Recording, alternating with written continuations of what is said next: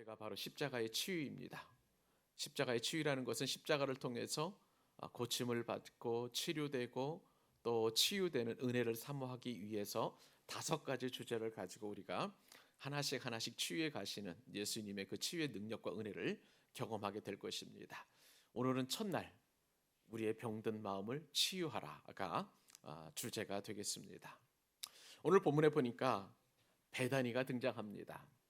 베다니는 여리고에서 예루살렘으로 올라가는 그 막바지 길목에 있는 작은 성읍입니다.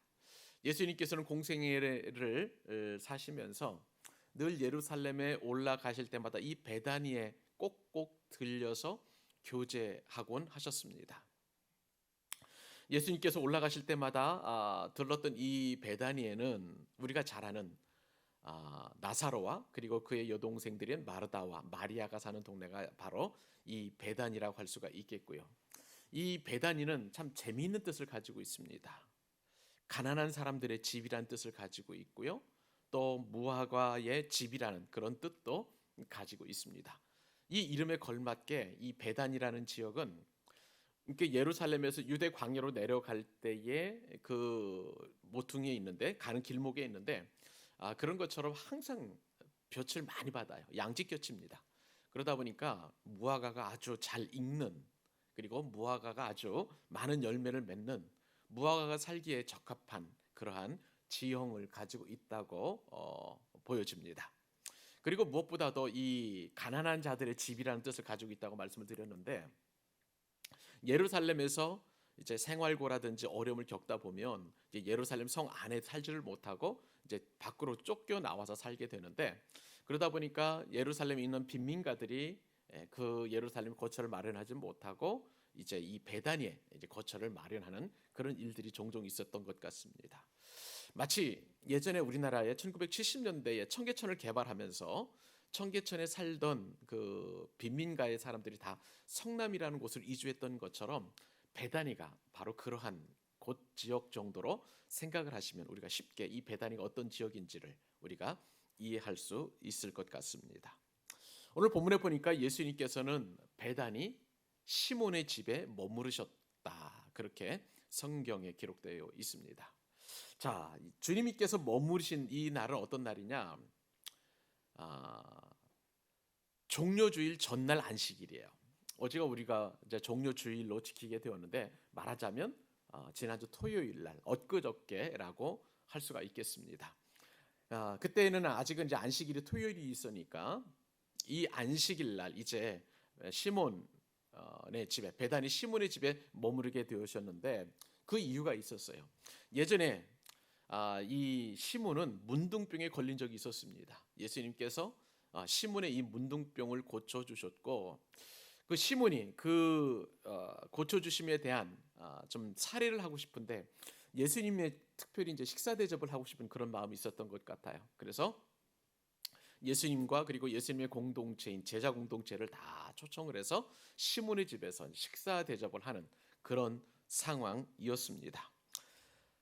이렇게 기쁜 일로 이제 식사 대접을 하는 그런 상황이었죠. 이 시몬, 베다니 시몬의 집은 예수님을 대접하는 그런 기쁨과 웃음과 즐거움과 그리고 풍성한 음식을 나누면서 대화하는 그런 어떤 화기애애한 분위기가 이 집에서 마련되었을 것이라고 우리가 추측해 볼 수 있습니다. 그런데요, 이 추측을, 이러한 기쁨을 확 깨버리는 그런 사건이 일어나게 되었어요. 갑자기 한 여인이 예수님께서 계신 그곳에 문을 확 열고 갑자기 들어오게 되었기 때문에 그렇습니다. 그때 당시는 남자와 여자들이 따로따로 식사를 해야만 했었습니다.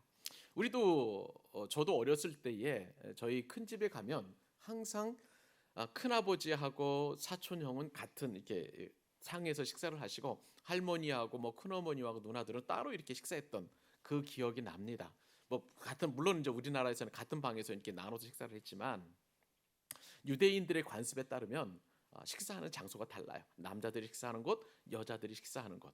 그러니까 이 예수님과 12 제자들이 식사하는 그 장소에 갑자기 한 여인이 들이닥쳐서 가장 귀한 옥합, 향유를 깨워 가지고 예수님의 머리에 부은 이 사건이 일어나게 되었습니다. 미리 예고되었던 것도 아니었어요. 그리고 예수님께 허락을 맡은 것도 아니었습니다. 그냥 이 여인이 들어와서 옥합을 깨뜨려 가지고 예수님의 머리에 부으니까 그 향유가 머리서부터 내려와서 옷을 적시고 그리고 발까지 쭉 내려오고, 나중에 보니까 이 여인의 머리칼로 예수님의 발을 닦아내는 그런 일까지 있었더란 것입니다. 제자들은 놀랐어요. 그 안에 있는 모든 사람들도 다 놀랐습니다. 음식 냄새가 진동해야 할 이 만찬장에 음식 냄새를 뛰어넘는 아름다운 향유의 냄새가 가득하게 이 베다니 시몬의 집에 퍼진 것을 보게 됩니다. 이런 엄청난 사건이 일어나게 되자 제자들 중에 일부가 분개를 하게 되었어요. 왜냐하면 스승님이 식사를 하고 그 다음에 우리 남자들이 식사하는 그런 화기애애한 분위기를 한 여인이 갑자기 깨버렸기 때문에 그렇습니다. 그 말씀이 바로 오늘 8절과 9절 말씀인데 우리 한 목소리 다시 한번 읽어보도록 하십시다. 제자들이 보고 분개하여 이르되 무슨 의도로 이것을 허비하느냐, 이것을 비싼 값에 팔아 가난한 자들에게 줄 수 있었겠도다 하거늘. 이 기름을 부은 사건은 마태복음에 기록되어 있고요, 마가복음에 기록되어 있고요, 요한복음에 기록되어 있습니다. 근데 이 세 본문을 비교해 보면서 특별히 요한복음에 보니까 이 예수님의 머리에 향유를 부은 여인은 누구인가? 나사로의 여동생 마리아라고 그렇게 기록되어 있습니다. 이 마리아가 가져온 이 옥합의 가격이 얼마 정도 되느냐? 300데나리온입니다. 이 데나리온이라는 그 화폐는 그때 당시에 노동자의 하루, 근로자의 하루 품삯이에요.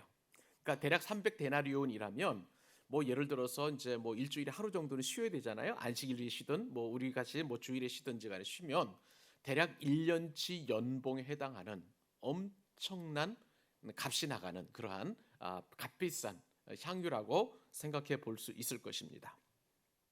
자, 이렇게 값비싼 향유를 예수님의 머리에 부은 거예요. 더군다나 말씀을 드린 것처럼 이 베다니는 부유한 동네가 아니었습니다. 가난한 사람들이 사는 동네예요. 가난한 사람들이 이 향유를 가질 수 있다는 것은 굉장히 어려운 일입니다. 그러니까 그 어려운 가난하고 힘겹게 마련한 이 향유를 예수님의 머리에 부었다? 이건 굉장히 허비하는 일이었고 낭비하는 일이었던 것입니다. 제자들이 그것 때문에 분개를 한 거예요.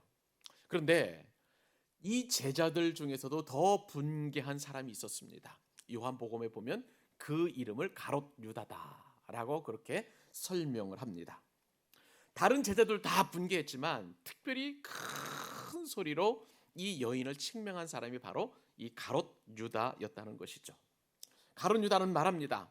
이 향유를 너가 팔아가지고 가난한 사람들에게 준다면 그 가난한 사람들, 이 베다니에 사는 이 가난한 사람들은 먹을 것도 먹을 수 있고 그 다음에 낡은 옷 다 버리고 또 새 옷을 입고 뭐 열심히 살아갈 수 있을 텐데, 삶에 활력을 주고 그 사람들이 삶의 동기를 줄 수 있을 텐데 왜 그런 일을 하지 않고 예수님의 몸에 부어가지고 이렇게 허비를 하느냐, 그렇게 가룟 유다가 강력하게 책망을 하고 질책을 하게 되었다는 것이죠. 근데 이 가룟 유다는 어떤 사람이었느냐? 예수님의 제자 공동체의 재정을 맡은 사람이었습니다.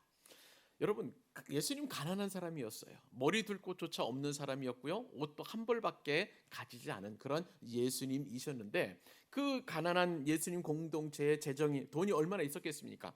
그런데 이 재정을 맡으면서 그 돈을 착복했던 사람, 그 사람이 바로 이 가롯 유다였다는 거예요. 요한복음 12장 4절로 6절 말씀 보실까요? 요한은 그러한 가롯 유다를 이렇게 소개합니다. 제자 중 하나로서 예수를 잡아줄 가롯 유다가 말하되 이 향유를 어찌하여 300데나리온에 팔아 가난한 자들에게 주지 아니하였느냐 하니, 이렇게 말하면 가난한 자들을 생각함이 아니요 그는 어떤 사람이라? 도둑이라는 거예요. 돈꾀를 맡고 예수님의 그 재정을 맡은 그 돈꾀를 맡고 거기에 넣는 것을 훔쳐갑니다. 그러니까 예수님 제자 공동체의 헌금을 자기 나름대로 빼가지고, 그러니까 유용한 거죠. 헌금을 유용한 것이라고 볼 수 있습니다. 그러니까 요한이 볼 때에 이 가룟 유다는 도둑이었다, 그렇게 표현한 것입니다. 이와 함께요, 가룟 유다에게는 이러한 이제 그 여인을 책망하는 그러한 상황이었고 도둑이었지만, 이와 함께 가룟 유다에게는 한 가지 생각을 가지고 있었습니다. 그것은 건강한 생각이 아니라 병든 생각이었어요. 어떤 병든 생각이었느냐? 가룟 유다에게는 나름대로 예수님을 따르는 이유가 있었습니다. 그것은 뭐냐면, 예수님께서 이제 왕으로서 예루살렘 성에 입성하게 되면 내가 한 자리를 차지할 것이라는, 아니면 가룟 유다 생각에는 이제 로마를 물리치고 이제 유대가 다시 또 독립을 확립하는 그러한 일들을 꿈꾸었던 그런 사람이었던 거예요.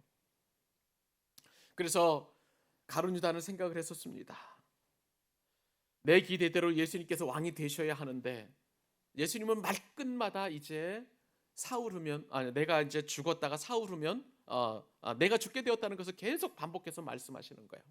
그렇다면 내가 꿈꾸는 그 꿈이 이루어지지 않는 것이죠. 내 자리, 내가 지금 이렇게 고생해서 3년 동안 예수님을 따랐다면 거기에 따른 보상을 받아야 되는데, 그 보상을 받지 못하는 것에 대한 안타까움이 가룟 유다의 마음이 있었다는 것입니다. 그리고 예수님께서는 또한 죽었다가 사흘 만에 살아난다고 하는데, 이게 도대체 일어날 수 있는 일인가? 가룟 유다에게는 믿겨지지 않는 그러한 주님의 말씀이었습니다. 상황이 이렇게 긴박한데, 내 마음은 이렇게 예수님에 대한 기대로 가득 차 있는데, 지금 예수님께서 한가하게 식사만 하고 있는 거예요. 그런데 거기에 또 놀랍게 어떤 여자가 들어와서 이제 예수님의 머리에 향유를 부으니, 이것이 정말 이 시츄에이션, 이 상황이 가룟 유다 입장에서 보면 기가 막힌 상황이었다는 것입니다. 이것이 바로 가룟 유다가 가지고 있었던 병든 마음이었다는 것이죠. 여러분, 우리가 일생을 살아갈 때 한 가지 장애를 안고 살아간다는 것은 굉장히 불행한 일입니다. 그 장애 때문에 너무나 많은 제약들이 있고요, 또 제동이 걸리고 삶을 활력 있게 살 수 없게 만드는 거예요. 그런데 이 육체적인 어떤 장애보다도 더 큰 장애는 뭐냐면 마음의 장애인 것입니다. 특별히 그 마음이 건강하지 못할 때 여기서 오늘 파생되는 여러 가지 역효과라든지 불행은 이로 말할 수 없다고 생각할 수 있어요. 우리가 더 건강하고 기쁘고 활기차고 행복하게 살아야 되는데, 이 병든 마음은 행복한 삶을 방해하는 불행한 요소로 작용한다는 것입니다. 병든 마음을 갖게 되면은요, 자신만 병든 것이 아니라 다른 사람에게도 고통을 주기 때문에 반드시 이 병든 마음을 고쳐야만 하는 것입니다. 가룟 유다는 지금 자기 의에 충만한 병든 마음을 가지고 있었어요. 예수님께서 이 땅에 오신 목적은 자신이 생각하기에는 적어도 예수님께서 왕이 되셔야 되는 것입니다. 왕으로서 예루살렘에 입성하시고 로마를 물리치고, 그리고 메시아로서 우뚝 서는 그 일이 자기가 예수님을 따르는 그런 이유였던 것입니다. 주님의 생각과 주님의 판단과 주님의 사역과는 전혀 다른 병든 마음이었다는 것이죠.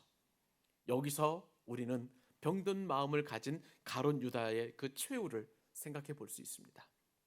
그래서 우리는 반드시 병든 마음을 치유해야 되는데, 그러면 어떻게 하면 우리의 병든 마음을 치유할 수 있을까?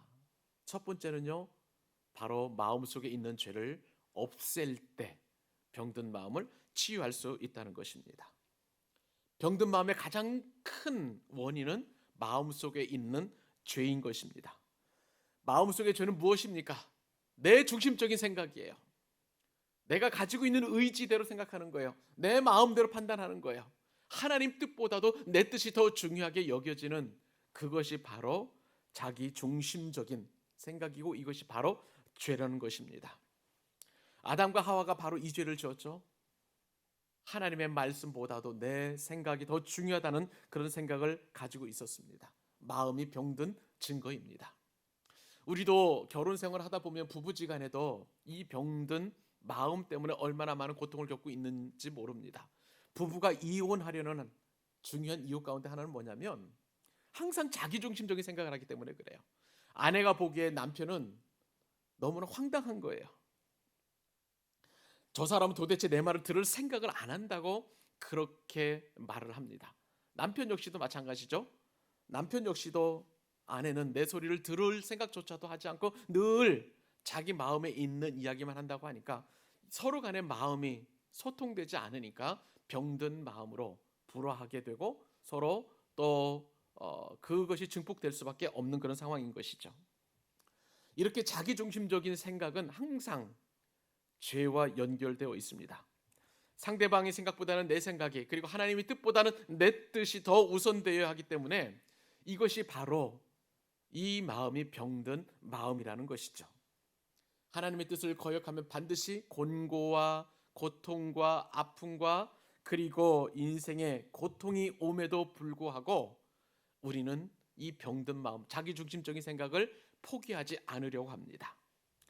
여러분, 이 병든 마음을 가질 때에, 마음에 우리의 내 중심적인 그런 죄가 가득할 때에 하나님께서는 우리를 괴롭게 하십니다. 왜냐하면요, 성령께서 우리에게 곤고함을 주시기 때문에 그렇습니다. 시편 107편 11절 12절 말씀에 따르면 시편 기자는 이렇게 고백을 합니다. 사람이 흑암과 사망의 그늘에 앉으며 곤고와 쇠사슬에 매임은, 자, 어떤 죄 때문에 그렇습니까? 하나님의 말씀을 거역하는 것, 지존자의 뜻을 멸시함이라. 가룟 유다는 분명히 예수님께서 이 땅에 오신 목적을 내가 죽어야 하는 것이고, 그리고 그 죽음에서 부활하시는 그 말씀들을 누누이 말씀하셨음에도 불구하고 이러한 주님의 뜻을 거역하고 주님의 말씀을 무시했던 것이 바로 가룟 유다가 가지고 있었던 병든 마음이었다는 것이죠. 주님의 뜻보다도 내 뜻이 우선되었을 때 이것은 병든 마음입니다. 사랑하는 여러분, 마음속의 죄를 정확하게 알고 마음을 정결하게 하실 수 있기를 바랍니다. 잠언서 17장 22절 말씀에 따르면 마음의 즐거움은 양약이라도 심령의 근심은 뼈를 마르게 하느니라.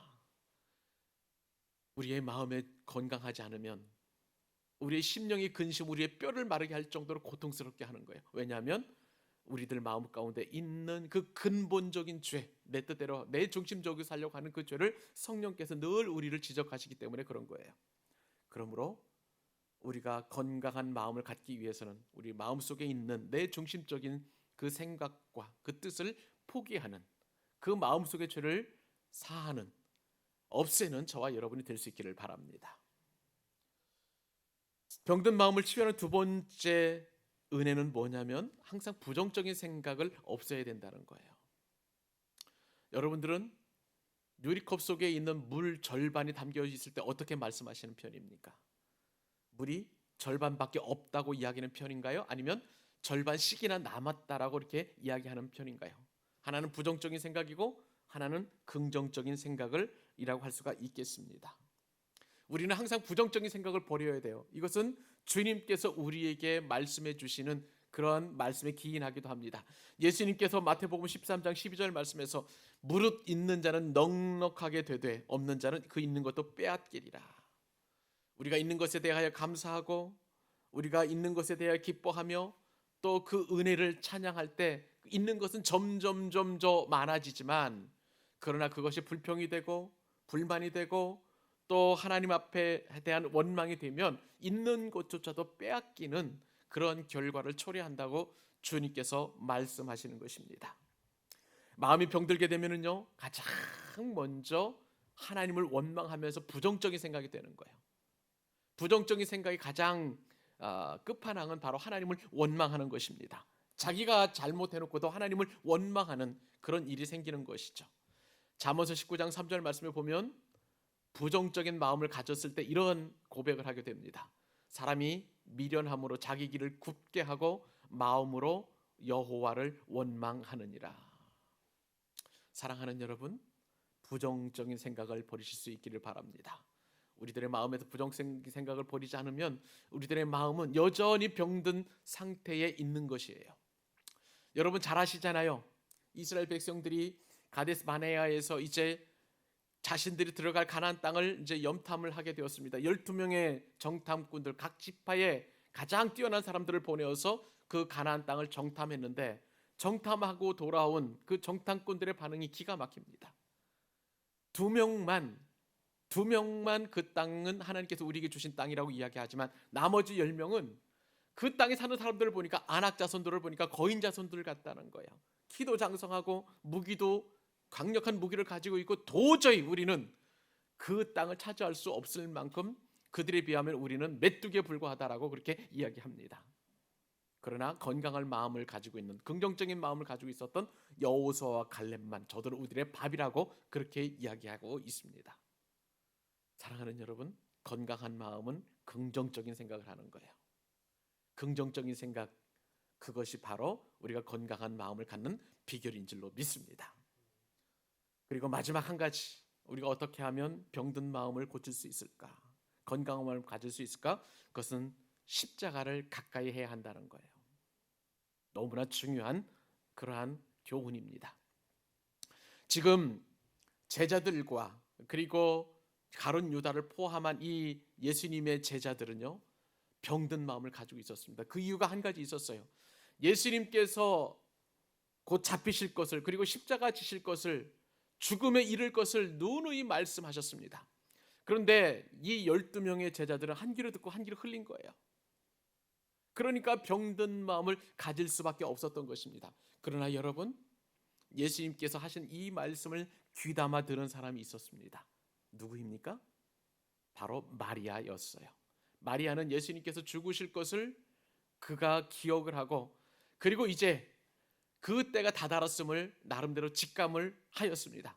그래서 마리아는 가장 귀한, 자신이 가지고 있는 가장 귀한 이 향유 옥합을 깨뜨려서 거침없이 예수님의 몸 위에 발랐다는 것을 우리는 이 말씀을 통해서 깨닫게 됩니다.